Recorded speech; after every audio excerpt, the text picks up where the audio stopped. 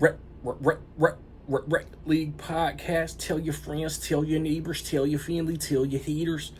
Available on Podbean, Google Podcasts, Apple Podcasts, Radio Public, Good Pods, Pocket Cast, Breaker, and Stitcher.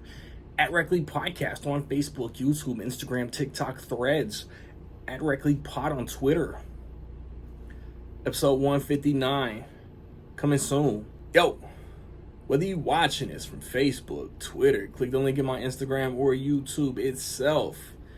What up, world? So I just watched Final Destination Bloodlines, the 6th overall movie in the Final Destination franchise.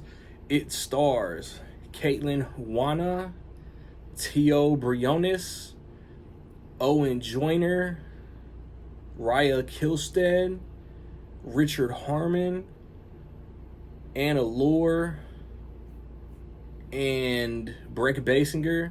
It is directed by Zach Lipovsky and Adam Stein. I'm blanking on the low-budget indie movie they did together, but I know at least one of these dudes directed Leprechaun Origins. And you got the Caitlin Wanna character. She's in college. She's having the visions. And she has to save her family from death's design or death's plan, or you know how these movies go. Now that I've seen the movie, the marketing for this was really good. I mean, I could have like respectfully, obviously, R.I.P. Tony Todd.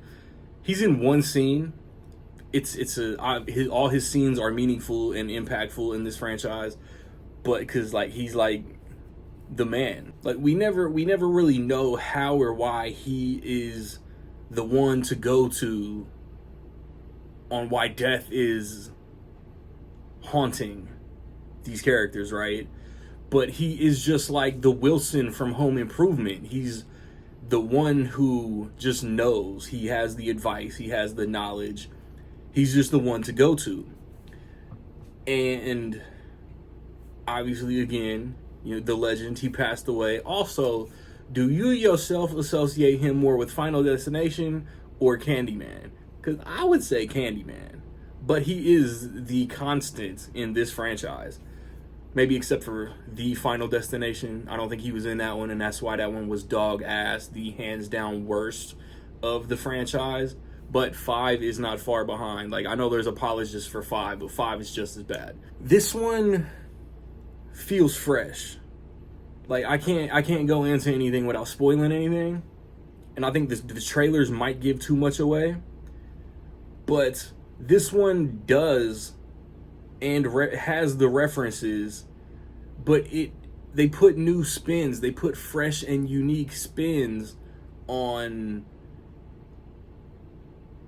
what you expect, I guess is the way to say it.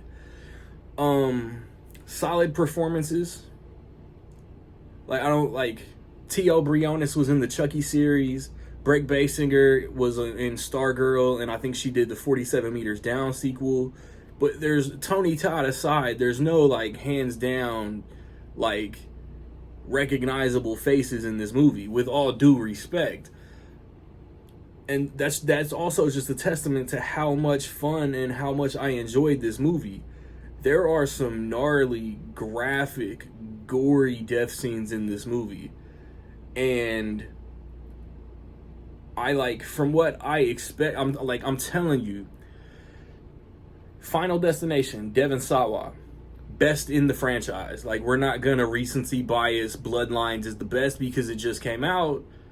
Final Destination, the original, was unique, and for its time when everybody was trying to copycat Scream, this was a breath of fresh air in the horror genre. 2, 3, the 5, all just tried to redo, as memorable as 2 and 3 and enjoyable as those might be, they just did the same thing over. This one puts a unique take on the original idea. I'm telling, like, it might be, I just said we're not going to recency bias this shit. I'm gonna recency bias this shit in the sense that I think it's the best sequel because like I said, it feels like it's trying to stand apart from the pack. But there are still the character conveniences, and like this whole franchise should just be called Freak Accident. This is Freak Accident 6. But again, I'm gonna beat the nail on the head. It just does it different. And different isn't always better, but in this case I think it might be. And they even did, like, this franchise always gets me because they do that one thing when you let your guard down, and it was good. It was just good. I like, and this one, and there's the bloodlines. There's a family dynamic. It's not a group of friends like all other 5. It feels more personal. It feels more emotional, and like there are themes in this movie that just hit me. So yeah, to me this is the best sequel. Performances, there's like maybe 1 or 2 moments where the CGI doesn't really hit, but it didn't hinder my enjoyment. Yeah,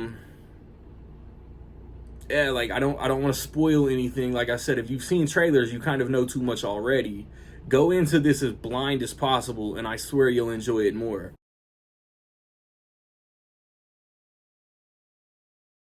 So with all that being said, man, I will say that in my opinion, Final Destination Bloodlines is almost dope. Have you seen Final Destination Bloodlines, man? What you think? Positive, negative, somewhere in between? Let me know. I recently put up reviews for Clown in a Cornfield and Shadow Force. The weekend before that was Thunderbolts. Next weekend I want to watch and review Lilo and Stitch. And I think I'm really hyped for Lilo and Stitch because it's from the director of Marcel the Shell with Shoes On. And then Mission Impossible: The Final Reckoning, one of my most anticipated movies of the summer, let alone the year. And then the weekend after that, another one of those, Karate Kid Legends. Be on the lookout for all of that, man. Rec League Podcast, we are going to do that Thunderbolt spoiler discussion. So again, be on the lookout. Like, subscribe, comment. Find me where you find me, man. Don't know where to find me. Watch these credits. Peace.